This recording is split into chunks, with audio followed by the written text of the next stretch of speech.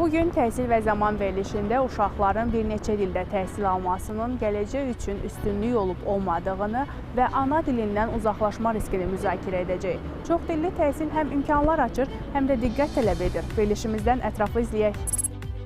Son illər valideynlər arasında uşaqların bir neçə dildə təhsil almasına maraq xeyli artıb. Qloballaşan dünyada xarici dilləri bilmək artıq üstünlük deyil. Demək olar ki, zərurətə çevrilib. Bəs çoxdilli təhsil uşağın gələcəyi üçün həqiqətənmi əlavə imkanlar yaradır, yoxsa bu proses ana dilindən uzaqlaşma riskini də özü ilə gətirir? Müasir dünyada ingilis dili çox mühüm əhəmiyyət kəsb edir. Bu həm akademik araşdırmalar zamanı, həm də ki, professional həyatda, professional karyera zamanı namizədlərdən tələb olunan əsas belə deyim, tələbdir. Burada məsələ nədir? İngilis dilində deməli bütün akademik demək olar ki, buraxılışların, məqalələrin, kitabların 90%-dən çoxu ingilis dilindədir. Bu bütün dünyanı əhatə eləyir və dünyadakı ən prestijli universitetlərin dili ingilis dilidir. Baxmayaraq ki, həmin universitetlər İngiltərədə yerləşir, yoxsa dünyanın başqa bir yerində. Misal üçün, Çin universitetləri var ki, dünyanın ən reytinqli universitetləri arasındadır, amma həmin universitetlərində əsas dili ingilis dilidir. Bu mənada ingilis dilini bilmək mütləqdir ki, bizim şagirdlərimizi gələcəyin o qlobal əmək bazarına hazırlayır və onları çox rəqabətə davamlı eləyir.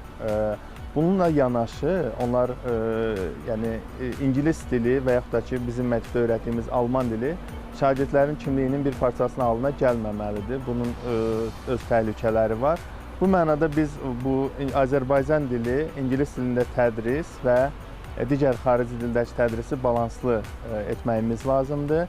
Biz bunun üçün nə edirik? Deməli, Azərbaycan dilinə bizdə ayrılan dərs saatları çoxdur və biz çalışırıq ki, ingilis dilində də o şagirdlərimizi digər mədəniyyətlərin fərqində olsalar da, yenə də ingilis dilində Azərbaycan mədəniyyətini öyrənən bir namizədlər olaraq gələcəyə hazırlayaq. Bir neçə dildə təhsil almaq onların gələcək planlarına necə təsir göstərəcək? Onlar bunu üstünlük kimi dəyərləndirəcəklər, yoxsa çətinlik kimi? Elə isə şagirdlərin fikirlərini dinləyək. Mən 11-ci sinif şagirdi Qasım Laydan. Ailə üzvlərimin hamısının rus dilində bilməyinə baxmayaraq, biz adətən Azərbaycan dilində danışırıq. Həmçinin dostlarımla da ünsiyyət qurarkən həmişə Azərbaycan dilində danışırıq. Məncə, hər bir Azərbaycan vətəndaşı öz ana dilində rahat və sərbəst fikirlərini ifadə edə bilməlidir, rahat danışa bilməlidir.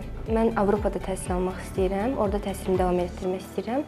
Ona görə düşünürəm ki, bu illərimizdə ingilis dili daha çox məşhur və ingilis dili bilmək bir məcburiyyət kimi sayılır artıq və mən təhsilimi ingilis dilində davam etdirmək istəyirəm. Varşava Universitetində təhsil almağı planlayıram. Harda oxumağından asılı olmayaraq, məncə hər bir Azərbaycan vətəndaşı öz mədəniyyətinə daha yaxın hiss edir. İbrahimov Vaqif, 3 nömrəli tam orta məktəbin 11-ci sinifində təhsil alıram. Rusca sərbəst danışa bilirəm, lakin günlük həyatda qarşılaşdığım insanlarla, ailə üzvlərim ilə ünsiyyət qurarkən Azərbaycan dilindən istifadə edirəm. Təhsilimi rus dilində davam etdirəcəyəm, lakin gələcəkdəki iş həyatımda, fəaliyyətimdə və vətənimə xidmətimdə Azərbaycan dilini bilmək və milli dəyərlərə yaxın olmaq mənim üçün əsasdır. Rus sektorunda oxumağıma baxmayaraq, özümü Azərbaycan mədəniyyətinə daha yaxın hiss edirəm.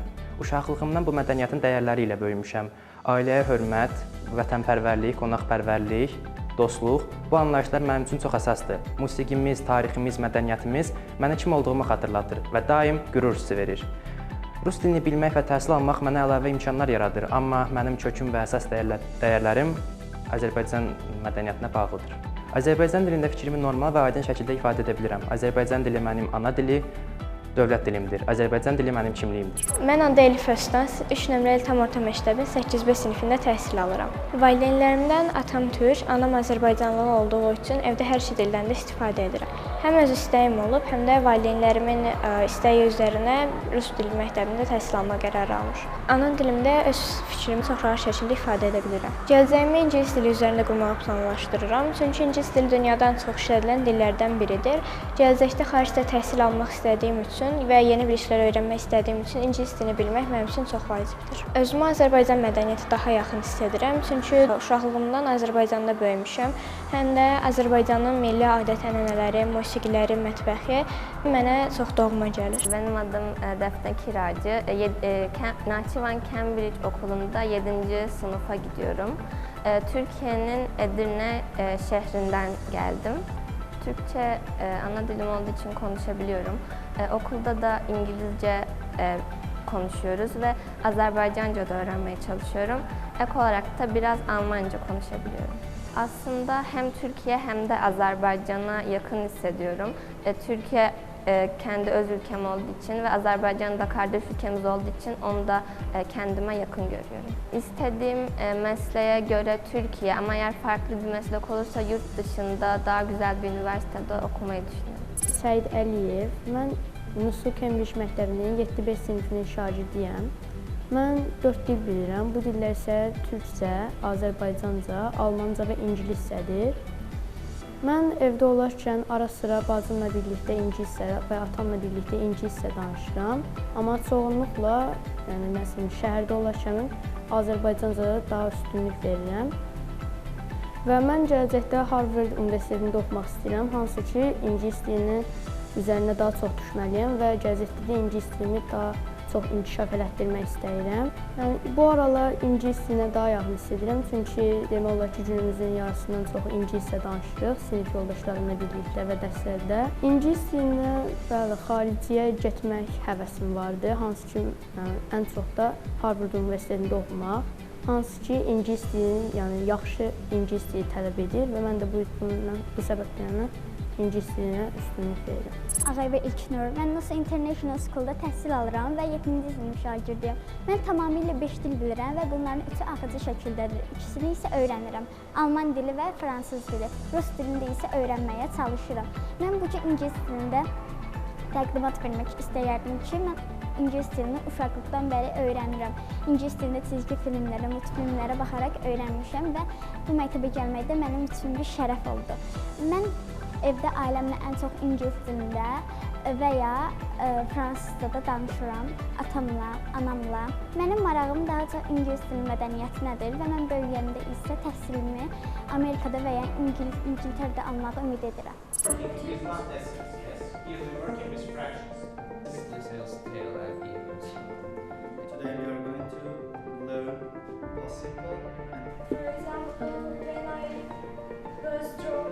Uşağın təhsil istiqamətində əsas qərar verən tərəflərdən biri də məhz valideynlərdir. Onların mövzu ilə bağlı yanaşması necədir?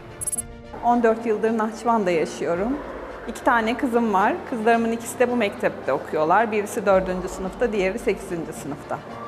Burada hem Rus dilini, hem İngiliz dilini, hem de Azerbaycan dilini öğrettikleri için bu mektebi tercih ettik. Yani bu kararı verirken şöyle, sonuçta yeni bir dil öğreniyorlardı. Bir dili sıfırdan öğreniyorlardı. Rus dilini Türkiye'de bu şartlarda, bu kapasitede bir okulda öğretmek pek mümkün değil. Burada hem ondan faydalanmak istedik. Sonuçta Rus dili dünyada geçerli bir dil. Artı İngiliz dilini de aynı şekilde. Öyle hem kendilerini yurt dışında belki bir üniversitede okurlar, belki Rusya'da okurlar. Kesinlikle buradaki eğitimden çok razıyız. Övladlarımın hər ikisi Rus bölməsində təhsil alır. Övladlarımın həm dil baxımından inkişafı, həm də dünya görüşlərinin geniş olması üçün çox dilli təhsil verən məktəbi seçmişik. Bu cür təhsil uşaqların gələcəyi üçün və özlərini daha rahat ifadə etmələri üçün çox vacibdir. Yaxşı təhsil uşaqların gələcəyi, dil bacarığı və karyera imkanları üçün daha əlverişlidir. Vəli Zeynalov adına 3 nömrəli tam orta məktəb Naxçıvanda yeganə məktəblərdəndir ki, burada Rus bölməsi fəaliyyət göstərir. Çoxdilli təhsilin və Rus dilinin dərs prosesinə təsirini elə müəllimlərin baxış bucağından izləyək. Valideynlər uşaqlarını çoxdilli məktəbə gətirəndə başa düşürlər ki, uşağın dərs yükü daha çətin, daha ağır olacaqdır. Bəs bunu nədən ötürü eləyirlər? Çünki onlar başa düşürlər ki, müasir dünyanın tələbləri budur. Çoxdilli dilləri bilən uşaqlar təhsili bitirəndə başqa ölkələrdə təhsillərini davam edə bilər. Beynəlxalq kampaniyalarda işləyə bilər və bu onların həyat səviyyəsini daha da artırır. Ondan ötəri valideynlər uşaqlarının çox dil öyrənməsini əlbəttə istəyir. Çətin olmağına baxmayaraq. Əvvəlcə çoxdilli təhsilin tədrisinin zəif tərəfini deyə bilərəm ki, məncə dil saatlarına daha çox vaxt ayırmaq lazımdır, saat ayırmaq lazımdır. Çünki qrammatika dərsləri ilə bərabər nitqin inkişafına çox fikir vermək lazımdır. Məncə buna ayrı dərslər ayrılmalıdır. Çünki biz həm elm veririk, həm dil veririk. Bu biraz ayırıb dilin mükəmməlləşməsinin, nitqin mükəmməlləşməsinə daha artıq vaxt ayırmaq lazımdır. Çoxdilli təhsildə bu hal-hazırda müzakirə olunan və valideynləri, cəmiyyəti düşündürən məsələlərdən biridir ki, uşaq ana dilini unuda bilərmi, yaxud unuda bilməzmi? Təbii ki, belə bir risk mövcud ola bilər, amma mütləq qayda deyil. Bu həm mühitdən asılıdır, həm yanaşmadan asılıdır. Mən düşünürəm ki, əgər bu bizim məktəbdə, çoxdilli məktəbdə təbii ki, biz də Azərbaycan dilini tədris edirik və uşaqlar öz ana dillərində danışırlar. Məktəbə gələndə də öz ana dillərini bilirlər, xarici dil bilmirlər. Yəni burada daha çox xarici dilə önəm veririk deyə xarici dilin üzərində dururuq, amma ana dilidəki dərsləri təbii ki, keçirilir. 1-ci sinifdən 11-ci sinifə qədər Azərbaycan dili dərsləri də keçirilir. Amma unutmamaqları artıq məktəbin 20% məktəbin 80% valideynlərin üzərinə düşür ki, valideynlər daha çox karyera imkanlarını düşünürlər ki, uşaqlarının gələcəkdə karyera imkanları daha çox olacaq. İnvestisiya kimi düşünürlər ki, uşaq hazırda, yəni uşaq yaşlarından xarici dil öyrənsə, gələcəkdə onun karyera imkanları daha geniş ola bilər. Rəqabət üstünlüyü çox ola bilər. Amma bəzən narahatlıqları da olur ki, valideynlərin ki, uşağa tutaq ki, akademik bilikləri öyrənərkən, dili öyrənərkən riyaziyyatdan geri qala bilərmi, qala bilməzmi? Narahatlıq budur. Məsəl üçün, yaxud da ki, dili öyrənərkən tarixi yaxşı oxuya bilərmi, yəni xarici dildə oxuduqlarına görə. Amma mən düşünürəm ki, o ilkin vaxtlarda biraz çətinlik çəkirlər uşaqlar. Mən ibtidai sinif müəlliməsi kimi deyim ki, ibtidai sinifdə uşaqlar daha çox əziyyət çəkirlər, daha çox vaxtları sərf olunur, yəni asudə vaxtları az olur. Yəni bu zəif tərəfləridir ki, uşağın da yəni özünə vaxtı, oynamağa vaxtı daha az sərf olunur. Amma o da gələcəkdə o da qaydasına düşür.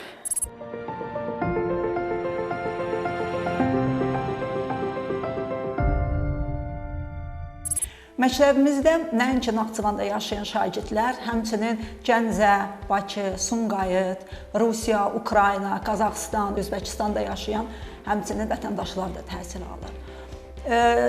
Əlbəttə ki, rus dili çətin dillərdən biridir. Çünki mən həm ingilis dili müəllimiyəm, həm bu məktəbin məzunuyam. Amma hər zaman məndən soruşanda ki, bəs iki dil arasında hansı dilin qrammatikası daha çətindir? Baxmayaraq ki, 11 il burada təhsil almışam, 6 il universitetdə təhsil almışam. Mən hər zaman qeyd edirəm ki, rus dilinin qrammatikası ingilis dilindən daha çətindir. Şagirdlərimiz bəli, çətinlik çəkir, çünki bizim həm müəllimlərə, həm valideynlərə iki qat əziyyətdir. Doğma dili olmayan bir dili bilmədən gəlirlər və başlayırlar tədricən bu dili öyrənməyə. Hərfdən başlayırıq, saymaqdan başlayırıq. Məktəbə qədər siniflərimizdə şagirdlərimiz oxumağı, yazmağı, saymağı öyrənirlər və bu dərslər müəllimlərimiz tərəfindən çox peşəkarcasına keçirilir. Şagirdlər imtahan verərək birinci sinifə daxil olurlar və özünü təqdim etmək bacarığı, saymağı, oxumağı, hərfləri tanıyan şagirdlərimiz həmin imtahandan keçirlər, uğurla keçirlər. Baxmayaraq ki, tədris dilimiz rus dilidir, Azərbaycan, ingilis və fransız dilləri keçirilir xarici dil kimi və bu da çox önəmlidir. Azərbaycan dilimiz, doğma dilimiz, ana dilimiz çox yüksək səviyyədə keçirilir. Çünki demək olar ki, bütün siniflərdə, birinci sinifdən tutmuş 11-ci sinifə qədər həftədə 2, hətta 3 saat Azərbaycan dili tədris olunur. Hətta mən qeyd etmək istəyirəm ki, Azərbaycan dilindən biz çalışırıq ki, onlara çox şeir əzbərlətdirək. 9-cu və 11-ci sinif şagirdlərimiz mütləq olaraq Azərbaycan dilindən dövlət dili imtahanı verirlər. 11-ci sinifdə əgər Azərbaycan dilindən dövlət imtahanından keçməyən şagirdimiz blok imtahanına buraxılır. Mən hər zaman qeyd edirəm ki, müəllimlərimizə, valideynlərimizə iki qat əziyyət düşür. Biz məktəbdə, valideynlər evdə mütəmadi olaraq məşğul olmalıdırlar. Çünki dili nə zaman mükəmməl bilirik? Əgər danışırıqsa, üzərində işləyiriksə. Cənab Prezident İlham Əliyev də bilirsiniz ki, poliglot bir prezidentdir. Çünki hər hansı bir ölkədə olmağına baxmayaraq, həm prezidentlərlə, həm dövlət nümayəndələri ilə fransız dilində, ingilis dilində, Azərbaycan, türk, rus dilində sərbəst danışır. Bu bizim üçün qürur vericidir və bizim şagirdlərimiz də Cənab Prezident ümumiyyətlə nümunə olaraq baxırlar, izləyirlər və bir çox dil öyrənməyə çalışırlar. Naxçıvan Dövlət Universitetinin nəzdində Beynəlxalq Cambridge məktəbində çoxdilli təhsilin gündəlik dərs prosesinə necə təsir etdiyini elə müəllimlərin öz dillərindən eşidək. Mənə bir söz deyilmişdi bir müəllimin tərəfindən ki, bir dil bir insan deməkdir. Yəni nə qədər dil bilsən, o qədər insansan deməkdir. Əslində bu sözün mahiyyətini o zaman başa düşməmişdim, amma zaman keçdikdən sonra, sənaye bazarına atıldıqdan sonra başa düşdüm ki, yəni bu o deməkdir ki, əgər sən nə qədər çox dil bilsən, ölkəni, millətini layiqincə həmin ölkələrdə çox gözəl şəkildə təmsil edə bilərsən. Bu da sənin milli kimliyini ortaya qoymağın, əqidəni ortaya qoymağın, əxlaqi dəyərləri ortaya qoymağın nöqteyi nəzərindən çox faydalıdır. Ona görə də, yəni əgər mənim fikrimi soruşsanız, bəli, mən çox dil öyrənmənin təbliğatını apararam. Şagirdlərimizə, tələbələrimizə də tövsiyə edirəm ki, bu gələcəkdə əmək bazarında tələb olunan kriteriyalardan biridir ki, nə qədər çox dil bilsən, bir o qədər daha tez iş tapma fürsətin olur.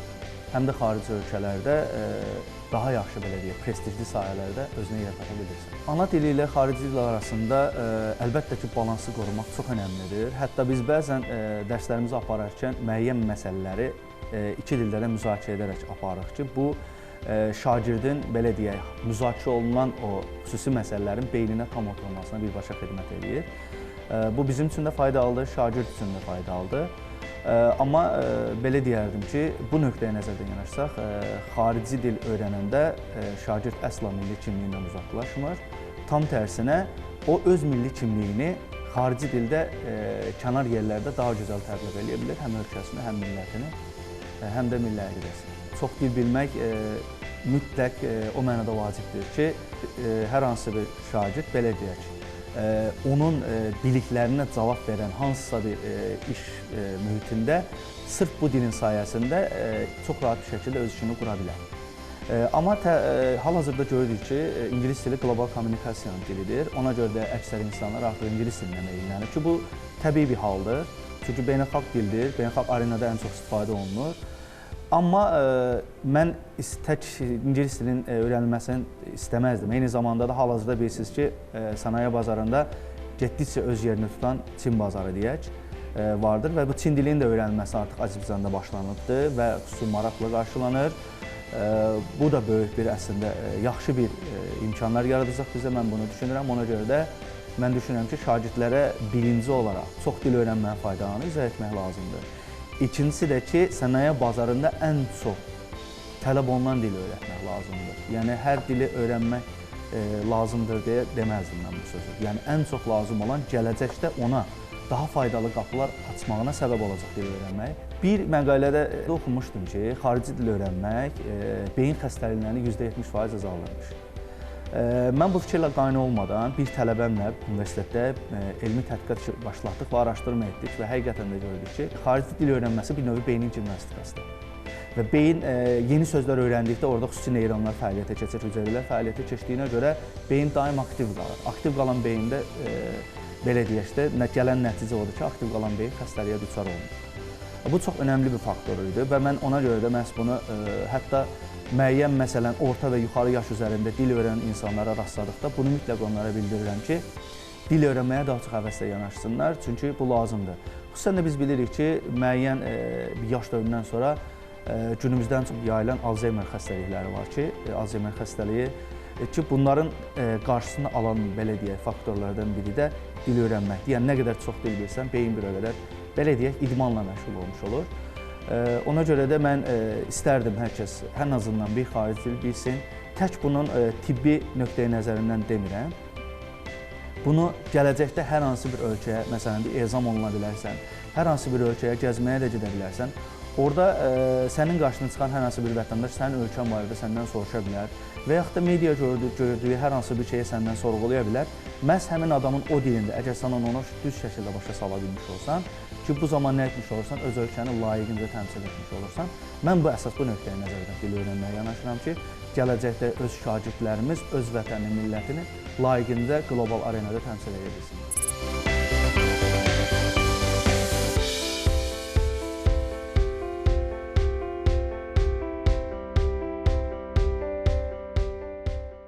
Bizim ana dilimiz, Azərbaycan dilini öyrənməyimiz mütləqdir. Uşaq vaxtından biz bunu şagirdlərə aşılayırıq. Burada bizim heç bir sualımız ola bilməz. Çünki dilimiz bizim mədəniyyətimizin əsas komponentidir və biz dilimiz vasitəsilə öz mədəniyyətimizin digər çalarlarını öyrənirik. Amma bununla yanaşı dövrün tələblərinə uyğun mütləqdir ki, şagirdlərimiz digər dilləri də öyrənsinlər. Bu artıq onların professional həyatda kömək eləyir gələcəkdə, onların yaxşı təhsil almasına kömək eləyir və eyni zamanda onların daha yetkin bir şəxsiyyət olaraq formalaşmasına kömək eləyir. Bununla bağlı çoxlu elmi araşdırmalar var və bu elmi araşdırmalar göstərir ki, hətta bilinguallar, yəni iki dili öz ana dili kimi bilən şəxslər gələcəkdə daha çox, belə deyim, uğurlu olurlar. Amma bir şeyi biz heç vaxt unutmamalıyıq ki, bu xarici dillərin öyrənilməsi zamanı biz şagirdlərimizə öz ana dilimizi və ana dilimizdə olan, belə deyim, biz mədəniyyətimizin çalarlarını, o şeirləri, o romanları, əsərləri mütləq şəkildə mənimsətməliyik ki, şagird öz ana dilimizi bilsin. Bunu biz məktəbimizin bir missiyası halına da gətirmişik. Bizim məktəbimizin əsas missiyası Azərbaycan dilini mükəmməl bilən, Azərbaycan mədəniyyətini mükəmməl bilən və sevən və digər mədəniyyətlərə də hörmətlə yanaşan, bir neçə dili bilən şəxsiyyətlər yetişdirmək. Çoxdilli təhsil uşağın akademik inkişafına və gələcək imkanlarına necə təsir edir? Üstünlüklər və risklər nələrdir? Mövzuya elə təhsil eksperti aydınlıq gətirəcək. Bir insanın bir neçə dildə təhsil alması məsələsi əslində onun prioritetlərindən asılıdır. Normalda insanın səriştəsi, bacarığı mümkündür ki, insan eyni anda bir neçə dilə məruz qalsın və bir neçə dili öyrənsin. Bu praktiki olaraq mümkündür, amma bütün uşaqlarda bu belə olmur. Yəni bəzən olur ki, uşaq bir neçə dilə məruz qalanda ümumiyyətlə danışığı ləngiyir. Bu mənada hətta bəzi pediatrlar, logopedlər, psixiatrlar, psixoloqlar valideynlərə tövsiyə eləyir ki, evdə bir dildə danışsınlar ki, bu problem aradan qalxsın. Təhsil almağa gəldikdə isə bir insanın evdə, ana dilində, hansı dilində, yəni evdə hansı dili danışırsa valideynləri ilə həmin dildə ilkin təhsili almağı tövsiyə olunur. Düşünürəm ki, biz milli mənafe cəhətdən, ölkə mənafeyi, millət mənafeyi cəhətdən bu məsələyə baxdıqda düşünürəm ki, biz ana dilimizi qorumaq üçün evdə mütləq ana dilində danışmalıyıq. Ana dilində müəyyən qədər mütaliəmiz, müzakirəmiz olmalıdır. Evdə ana dilində kitablarımız, ana dilində çizgi filmlərimiz, sənətli filmlərimiz, kinolarımız uşaqlara uyğun olmalıdır. Təhsilə gəldikdə isə ilkin mənada xarici dillərin tədrisini tövsiyə eləsəm də, birinci ana dilində təhsili tövsiyə edirəm. Amma bu o demək deyil ki, xarici dil ilkin yaşlarda öyrədilməsin. Xeyr, xarici dil ikinci dil kimi öyrədilsin. Amma təhsilin dili bir dildə olmalıdır və bu da ibtidai sinifdə ana dilində olmağı tövsiyə olunur və mən də bu mənada həmin elm adamları ilə eyni fikirdəyəm ki, ibtidai təhsil ana dilində olsa yaxşıdır, sonraki mərhələlərdə isə başqa dillərdə təhsil alına bilər. Ümumiyyətlə, təhsilin dilinin Azərbaycan dilində olmağı isə Azərbaycan dilinin qorunması və gələcəkdə elm dili, ədəbiyyat dili, mədəniyyət dili kimi formalaşması üçün vacib əhəmiyyət daşıyır. Əgər biz Azərbaycan dilini sadəcə ictimai mühitlərdə, məişətdən istifadə edəsək, amma elmdə, mədəniyyətdə, incəsənətdə, ədəbiyyatda istifadə etməsək, dilimiz o zaman tənəzzül edə bilər. Ona görə də düşünürəm ki, dilimizin qorunması üçün ana dilində təhsil məsələsi bizim aktual məsələmiz olaraq qalır. Dil yalnız ünsiyyət vasitəsi deyil, həm də mədəni kimliyin daşıyıcısıdır. Çoxdilli təhsilin ana dilinə təsiri ilə bağlı elmi yanaşmaya diqqət edək. Çoxdilli mühitdə böyümək mütəxəssislər tərəfindən yaxşı hal kimi qiymətləndirilir. Yəni, hər balaca uşaqlar erkən yaşlardan çoxdilli mühitdə böyüyərkən bu onların bütün gələcək həyatına öz təsirini göstərir. Onların dünya görüşünün formalaşmasına, onların müxtəlif mədəniyyətləri öyrənməsinə, hətta irəli yaşlarda onların həyatlarının sonrakı dövrlərində yaddaş xəstəliklərindən, demensiyadan əziyyət çəkmələrinin də qarşısını almağa kömək eləyir. Amma təbii ki, çoxdilli mühitdə uşaqlar yetişirlərsə, burada mütləq ana dilinin mövqeyinə diqqət etmək lazımdır ki, ana dilinin mövqeyi zəifləməsin. Əslində 2 və yaxud da daha artıq dildə təhsil beyin üçün yük deyil. Çünki uşaqlar erkən yaşlardan dil öyrənərkən beyin daim fəaliyyətdə olur, fəal şəkildə işləyir. Bu da beynin passivləşməsinin qarşısını alır. Amma bu halda ki, burada düzgün pedaqoji yanaşma olsun, burada tədris proqramı düzgün şəkildə qurulsun və bu uşaqlar üçün əziyyətə çevrilməsin. Yəni uşaqlar müxtəlif dilləri öyrənərkən bunu bir təbii, bir qanuna uyğun proses kimi öyrənsinlər və bu uşaqlarda əlavə yük, əlavə bir hansısa təzyiq yaratması. Elmi araşdırmalar əslində çoxdilliyi yüksək qiymətləndirir. Biz hamımız bu gün arzu edirik ki, bizim gənclərimiz əlavə xarici dillər bilsinlər, onların dünyaya çıxış imkanları olsun. Çünki xarici dilləri öyrənmək belədir ki, biz ölkəmizdən kənarda ölkəmizi yaxşı təmsil eləyə bilirik, problemlərimizi yaxşı başa sala bilirik. Amma xarici dil bilmədikdə təbii ki, biz ölkədən kənara çıxa bilmirik. Ona görə xarici dilləri öyrənmək, çoxdilli mühitdə uşaqların yetişməsi yaxşı haldır. Yenə də amma bayaq dediyim fikrə qayıdıram ki, bir şərtlə ki, ana dilinin mövqeyi zəifləməsin. Təbii ki, uşaq xarici dildə təhsil alarkən ana dilinin zəifləməsi riski var. Burada biz balansı düzgün qurmalıyıq. Daha doğrusu valideynlər və yaxud da təhsil müəssisəsi bu balansı düzgün qurmadığı halda ana dilinin zəifləməsi riski var.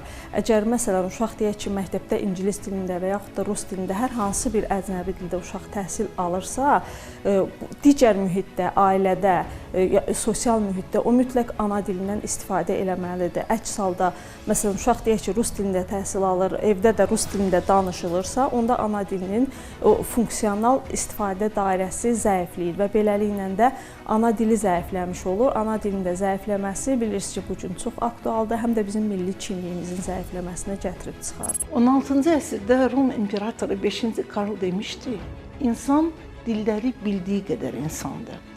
Bu aforizm təsdiq edir ki, biz xarici dilini öyrənəndə bizim şəxsiyyətimiz inkişaf edir, dünya görüşümüz artır. Xarici dilini öyrənəndə bizim şuurumuz genişlənir, zənginləşir. Həm söhbətin dilin başa düşəndə biz onun adətlərini, ənənələrini, mədəniyyətini başa düşürük. Dünya klassiklərini orijinalda oxuyarkən, musiqini dinləyəndə biz bu xalqın ruhunu daha yaxşı anlayırıq. Daha tolerant, daha empatik oluruq. Bundan gözəl nə ola bilər ki? İndi biz informasiya əsrində yaşayırıq və informasiya əsri tələb eləyir ki, biz xarici dilləri öyrənək. Xarici dilləri bilmək dünyaya bütün qapıları açır. Göründüyü kimi çoxdilli təhsil uşaqlara yeni imkanlar təqdim edir. Amma ana dilinin qorunması və balans həmişə önəmlidir. Bu yanaşmanın həm üstünlükləri, həm də diqqət edilməli məqamları var. Təhsil və zamanında mövzunu sizlər üçün işıqlandırdıq. Növbəti verilişlərdə görüşənədək.